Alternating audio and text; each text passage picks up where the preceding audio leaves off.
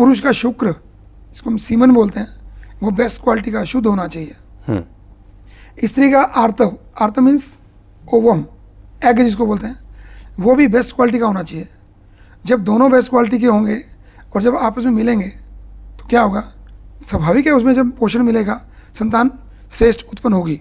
देखिए, हर माँ बाप चाहते हैं कि मेरा बच्चा निरोगी हो, स्वस्थ हो और आज्ञाकारी हो, देखने में सुंदर हो, शरीर से सुडौल हो, देशभक्त हो, समाज के हित में कुछ कार्य करने वाला हो। क्या हुआ, आजकल के नए कपल्स भी क्या बोलते हैं कि बच्चे का नाम हम ये रखेंगे, बच्चे को हम ये बनाएंगे, ऐसे करेंगे।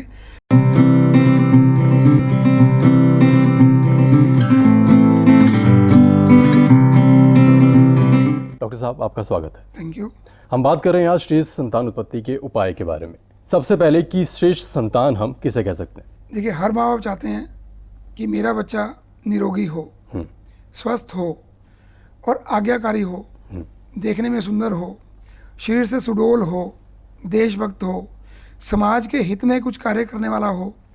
माँ बाप की जिस अवस्था में जहाँ उसकी ज़रूरत है उसको वो सहायता करे।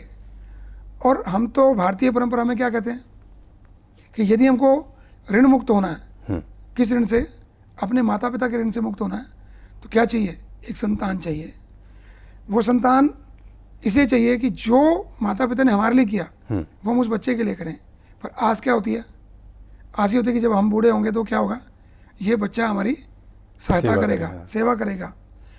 पर यदि उसी बच्चे में कुछ अवगुण दोष हो जाएं तो क्या होता है कि बच्चा नहीं हुआ तो एक कष्ट है, बच्चा होके चला गया दूसरा कष्ट है, और यदि बच्चा होके बहुत बिगड़ गया और आपका अपमान समाज में हो, जो आपका रुतबा, जो इज्जत आपकी बनी हुई थी वो खराब हो, तो उससे बड़ा कष्ट तो कोई है नहीं। पर आज हम समाज में क्या देख रहे हैं, हम देख क्या रहे हैं कि बड़ों का अपमान, महिलाओं का अपमान, लड़ाई झगड़े, दंगे फसाद, लूट बाजारी क्यों हो रही है। हम फिर क्या कहते हैं कि टीवी ने, सिनेमा ने और आज की शिक्षा पद्धति ने हमको बिगाड़ दिया, हमारे बच्चों को बिगाड़ दिया। पर मैं ये बात कहना चाहूँगा कि इसने बिगाड़ दिया, वो सहायक तो हो सकते हैं चीज़ें, पर जैसा बीज होगा वैसे तो फल होगा। आप कीकर के पेड़ पे आम की उम्मीद करें, क्या संभव है? नहीं संभव है। कीकर के पेड़ पे कांटे लगेंगे और आम के पेड़ पे आम ही लगेंगे। हो क्या रहा है कि जब संतान की उत्पत्ति होनी थी, जब गर्भाधान हो रहा था, उस समय पेरेंट्स क्या कर रहे थे, उनके विचार क्या थे, उनकी सोच कैसी थी। यदि उनकी सोच अच्छी थी, धार्मिक विचार थे उस समय, मानसिकता शुद्ध थी, तो बच्चा कैसा होगा, अभिमन्यु जैसा। बच्चा कैसा होगा, गुरु नानक देव जैसा, कबीर जैसा, श्री रामचंद्र जी जैसा। कितने भी अच्छे आप नाम ले सकते हैं, सात्विकता होगी उसमें। और यदि उस समय पेरेंट्स क्या कर रहे हैं, सिर्फ अपना एंजॉय कर रहे हैं, सहभोग कर रहे हैं, और मानसिकता क्या है कि मुझे तो एंजॉय करना है, तो जैसा भाव आपके मन में उस समय रहेगा वैसा ही जो बीज है वो आएगा, और फिर संतान में वैसा ही होगा।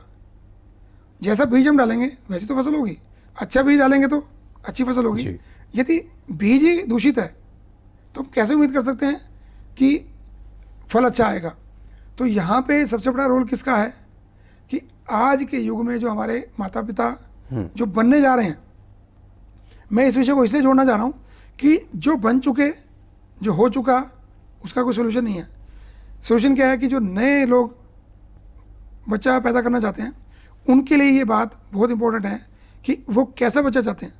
यदि वो चाहते हैं कि मेरा बच्चा पहलवान बने, मेरा बच्चा पीटी उषा जैसा बने, मेरा बच्चा टेक्नोलॉजी में सबसे आगे जाए, तो उस तरह के विचार, मानसिकता आपको रखनी पड़ेगी।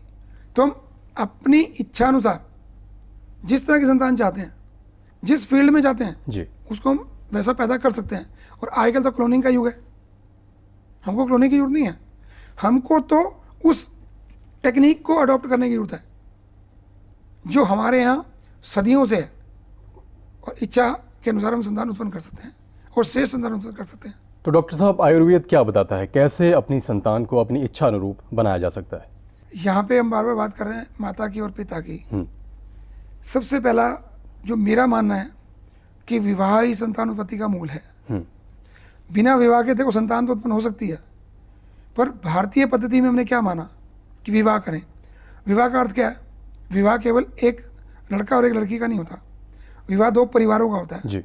विवाह तो संस्कारों का होता है, जो अलग अलग संस्कार हैं उनका विवाह होता है।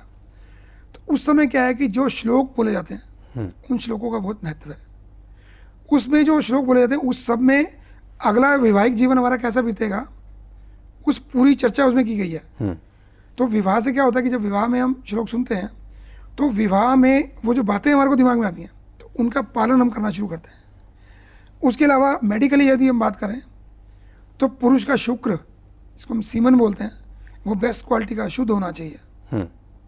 स्त्री का आर्तव, आर्त मीन्स ओवम, एग जिसको बोलते हैं, वो भी बेस्ट क्वालिटी का होना चाहिए। जब दोनों बेस्ट क्वालिटी के होंगे और जब आपस में मिलेंगे तो क्या होगा, स्वाभाविक है उसमें जब पोषण मिलेगा संतान श्रेष्ठ उत्पन्न होगी। महर्षि चरक ने आज से लगभग 5000 साल पहले खूब रिसर्च करने के बाद ये बात कही है कि यदि हम जैसी संतान चाहते हैं उसकी प्लानिंग हम पहले से ही कर लें। जैसे विवाह हुआ तो आपने नोट किया होगा आजकल के नए कपल्स भी क्या बोलते हैं कि बच्चे का नाम हम ये रखेंगे, बच्चे को हम ये बनाएंगे, ऐसे करेंगे। ये कोई आज की बात नहीं है, ये सदियों से ऐसा होता है। तो हमने क्या करना कि शुद्ध शुक्र की जो हम बात कर रहे हैं उसका मीनिंग क्या है। आज वो कह रहा है कि सेक्सुअली ट्रांसमिटेड डिजीज बहुत हो गई जी। वो क्यों हो गई, हमारा खान पान लाइफस्टाइल सब बदल गया। यदि हमारे मन में टारगेट होगा कि मुझे बच्चा ऐसा चाहिए तो आप क्या करेंगे, प्लानिंग करेंगे नहीं करेंगे। बिल्कुल। जब प्लानिंग करेंगे तो आपको किसी डॉक्टर ने, आयुर्वेदिक फिजिशियन ने बताया कि आप ये सब काम करिए, आपका शुक्र कैसा होगा, अच्छा होगा।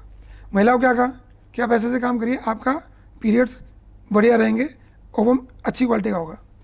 अब यहाँ पे स्टेप बाय स्टेप हम बात इसमें बढ़ाते हैं कि लेडी के लिए हमने क्या एक नियम आयुर्वेद ने जो बताया कि जब उसको मेंसेस शुरू हुए फर्स्ट डे, तब से लेकर जब तक उसको पीरियड्स हैं तब तक स्नान नहीं करना। आप कभी महाभारत की कहानी सुनते हैं, जब उसको दुशासन ले जाना जाता है सभा में तो वो क्या कहती है, मैंने स्नान नहीं किया। वो मतलब क्या, मतलब यही है कि वहाँ पे उसे स्नान नहीं किया होता, मतलब मेंसेस उसके क्लियर नहीं हुए होते। मेंसेस क्लियर होने के बाद सिर धोना है, अच्छे से नहाना है, और उसके बाद लगभग 7 दिन बाद हस्बैंड के साथ सहवास पे जाना है। उस दौरान क्या करना है, जब पीरियड्स आ गए उस समय तो आपको नॉर्मल डाइट पे रहना है, पर उन 7 दिनों में क्या करना है, यदि वो चाहती है कि मेरा बच्चा बलशाली हो, मेरा बच्चा गोरा हो और इंटेलेक्चुअली स्ट्रोंग हो, तो उसको क्या करना है कि दूध का उपयोग ज़्यादा करना है। उसमें शहद, मिश्री और थोड़ा देसी घी मिला के लगातार 7 दिन सुबह और शाम पीना है। देखिए कितने साधारण काम है, कोई अलग से कुछ करना नहीं है। और ऐसे ही पुरुष को क्या करना है, उसको पता है कि हमें 10 दिन बाद ये सब काम करना है, तो उसको भी दूध का उपयोग ज़्यादा करना है। फिर यह बात आती है कि जब हम सहवास पे जाते हैं तो विधि क्या है सहवास की। ऐसा थोड़ी है कि आप गए और सेक्स किया और एक तरफ हो गए, ऐसा नहीं है। उसमें जाने से पहले आपने क्या करना है, आह्वान करना है। किसका, क्योंकि आप संतान चाह रहे हैं ना, यानी उस समय ब्रह्मा बनने की तैयारी कर रहे हैं। माता और पिता दोनों क्या बनना चाह रहे हैं, ब्रह्मा, यानी किसी की उत्पत्ति करना चाह रहे हैं। और उत्पत्ति करने का गुण किस में है, वो तो ब्रह्मा जी में ही है ना। तो हमने क्या करना है, ब्रह्मा जी का आह्वान करना है कि आप हमें इतनी शक्ति दो कि हम अपने जैसी एक संतान या अपने श्रेष्ठ संतान उत्पन्न कर सकें। जब बेड पे जाना है तो उस रूम की कंडीशन, बेडरूम की कंडीशन क्या होनी चाहिए। देखिए बहुत साइंटिफिकली चरक ने बहुत अच्छे से लिखा कि उस कमरे की जो वाइट वॉश है, जो पेंट है, वो लाइट कलर का होना चाहिए। वाइट हो तो बहुत बेस्ट है। आपकी जो बेड पे चादर बिछी है वो वाइट हो। उसके अलावा जैसी संतान आप चाहते हैं, सपोज आपने पीटी उषा का एग्जांपल मन में रख लिया या किसी एथलीट का रख लिया, तो फिर वो सामने होना चाहिए, उसका भाव, उसके एक्शंस आपके मन में होने चाहिए। तो इस तरह की यदि आप माहौल अपने आसपास बनाते हैं, उसके अलावा आपने आसपास फूल रखने हैं। उसके बाद लेडी पहले बेड पे जाए, बेड पे जाने के लिए क्या करना है, लेफ्ट पाँव पहले रखना है लेडी ने, और जब मेल जाए तो उसे राइट पाँव पहले रखना है। फिर जब सहवास करना है तो उस समय आप दोनों के मन में इतना प्रेम हो, आपस में सामंजस्य हो कि हम जो सोच रहे हैं दोनों एक जैसा सोच रहे हैं। ऐसा नहीं है कि एक की इच्छा है सेक्स करने की और दूसरे की इच्छा नहीं है, तो फिर काम बनने वाला नहीं है। चाहिए क्या कि दोनों ने तय किया कि मुझे बच्चा इस तरह का चाहिए, प्लानिंग कर ली, तो वही दोनों के मन में भाव होना चाहिए। उस समय सात्विक विचार होने चाहिए। केवल एंजॉयमेंट का भाव नहीं होना चाहिए कि जस्ट एंजॉय और बीच में फंस गया बच्चा तो वो वैसा नहीं होगा जैसा आप चाह रहे हैं। प्लानिंग के साथ चाह रहे हैं तो क्या होगा कि आपकी इच्छा के अनुरूप ही होगा। ये सब विधि करनी है। और जब सेक्स करने लगें तो मैंने कहा आह्वान। उसके चरक ने 3 श्लोक दिए हैं, मैं उसका भाव बता देता हूँ कि वो हम क्या करें कि हे प्रजापिता ब्रह्मा, आप आएँ, हमको शक्ति दें और इस गर्भ में आकर अपना स्थान प्राप्त करें। तो ये भाव लेके चलेंगे तो स्वाभाविक है, जैसे संतान हम चाह रहे हैं वैसे संतान हमें मिलने वाली है। डॉक्टर साहब यहाँ पर